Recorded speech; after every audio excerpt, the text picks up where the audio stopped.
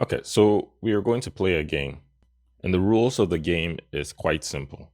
I'm going to show you a variable name, and then you have to decide whether it's a valid variable name or if it's wrong. And you have about 3 or 4 seconds to make that choice. If you choose correctly, you can give yourself a point, but if you get it wrong, you have to subtract a point. Okay, so let's see the first variable name. Is this a correct variable name or not? If you said it's correct, you can give yourself a point. How about this one? So this variable name is also correct because there are no issues with this variable name. How about this one? So if you said it's correct, you have to subtract a point because this is not a valid variable name. And that is because it starts with a number, and our variable names cannot start with a number. So how about this one? So this is also an incorrect variable name. And that is because it contains some characters that we can't have in our variable name, such as the hyphen and the exclamation mark. How about this one? Yeah, so this variable name is correct. I don't see any issues with it. Finally, this variable name.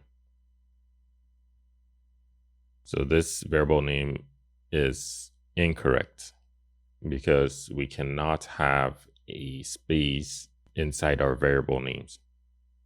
Now that you understand the basics of how to create a variable and the type of variable names that we can use, let me show you some more advanced ways of creating variables. This is how we are used to creating variable names. But suppose I want to do all of this on one line. It will look like this. So here, we are assigning the first value to the first variable, the second value to the second variable, and then the last one to the last variable. So we put the variable names in the same order as the values that we want to assign to it. Let's go ahead and display the values.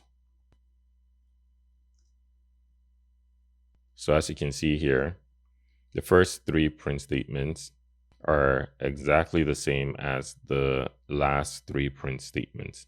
That basically means that the first way that we assign the variables is going to give us the same result as the second way that we assign the variables here, except here we chose to do everything on one line.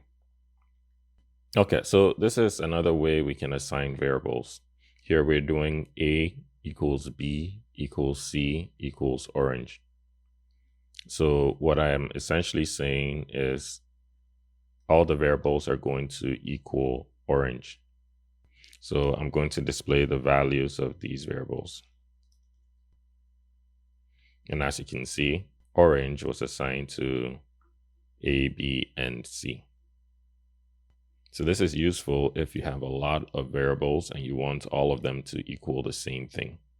Keep in mind that these are just alternative ways of creating variables, and it's basically the same as doing this. So if you create your variables this way, it's also fine.